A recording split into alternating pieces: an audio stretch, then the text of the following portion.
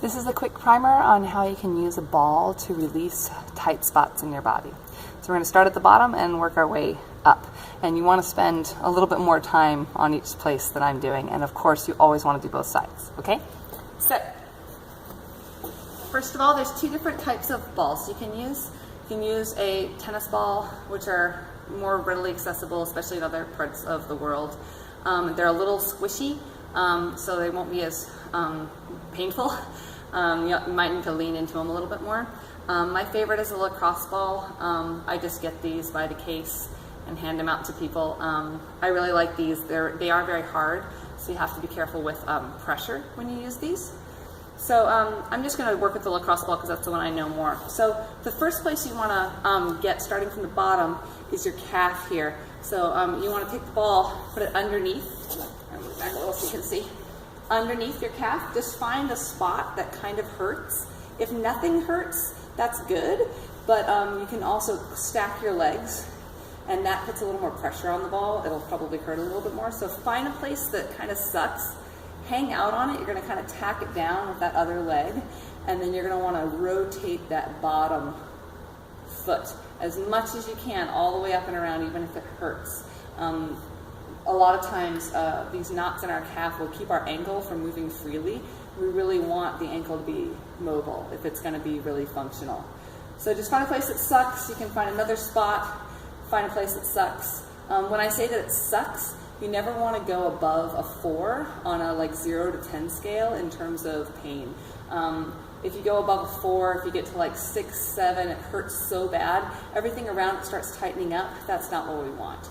So you want to do both sides, and then you can do a little test for yourself to see if anything has changed.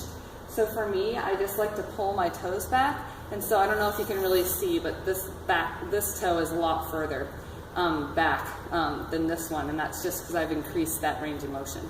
So just a minute, there's all it takes. So the next good place to hit is the glutes. So for this one, you want to put the ball underneath your your left glute, and then you're going to kind of sit on it. You're going to cross your left leg over. And then this part is important. You actually want to tilt your body out this way so that you get that outer part of your hip. If you hang out here, this might feel good, but it's not too bad. Here, chunk, that makes a big difference, okay? So for all of these, I want to really use my hands and my upper body for support. If it hurts too much, just try and take a little bit more weight in your hands. So you kind of hang out here. So you want to get that spot on both sides. So from the front, it looks kind of like this. You cross it over and then you just go burnt like that. And then you're hanging out. This is the piriformis. This is the muscle that controls whether we can rotate our hips, exterior, interior rotation, anterior, whatever, you know what I mean. And we're going to drop the knee and check side to side. So this knee doesn't drop down nearly as far because I haven't released it yet, whereas this knee kind of hits the floor and it's not a big deal. So those are calf and glute. The other place you want to get is your sacrum, which is this triangular bone right here. You want to get the muscles around that bone where all those muscles attach. There's a lot of tension, so you can just kind of stick the ball under that area there and just kind of trace that bone for yourself, that triangular bone. Okay, so you want to hit that guy. The next part we want to hit is the middle back. The middle spine gets super tight. We really want this middle area to be really mobile, and we also want to release our shoulders so that our shoulders are mobile. We want our scapula to stay stable, but if our mid-back can't move and our shoulders can't move, then the whole piece tries to move together.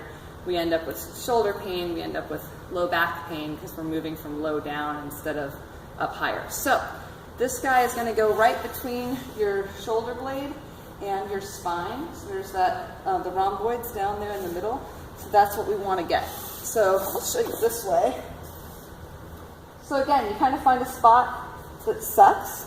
You're going to support your head with your other hand. So if it's under my right shoulder blade, I'm going to support my head with my left. And now from here, once I find that place, I'm going to reach all the way up high. I'm going to come down low. I'm going to go out. I'm going to go in. I'm going to throw forehand. I'm going to throw backhand.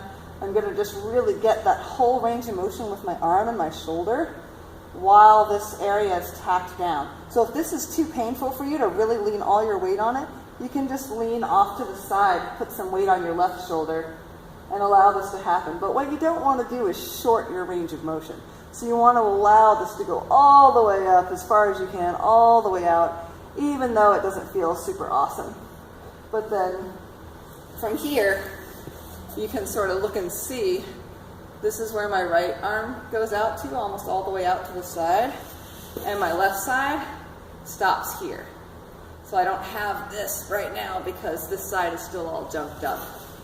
So there's a lot of other places to use this. Those are the three main places.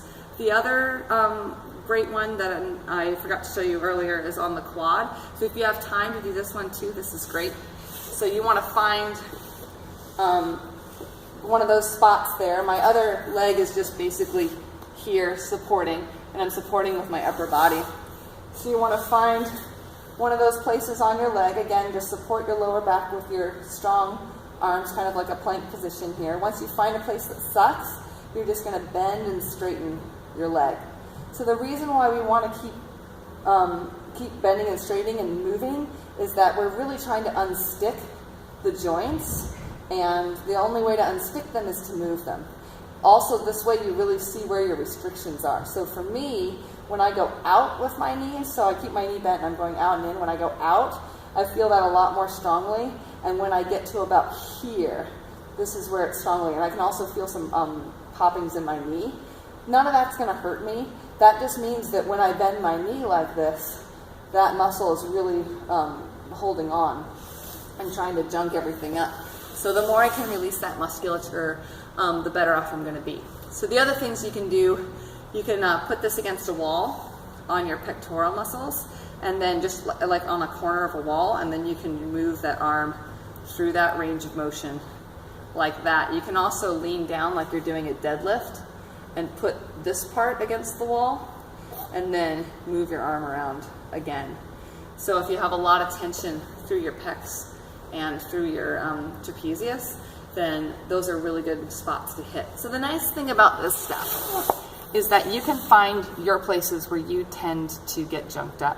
And you can take maybe 3 minutes at the beginning of a workout or right before practice, and you can get your body loosened up and ready to move in a way that feels good for you. And you just take responsibility and you do two or 3 minutes on your own before you join your group warm-up with your team or before you lift.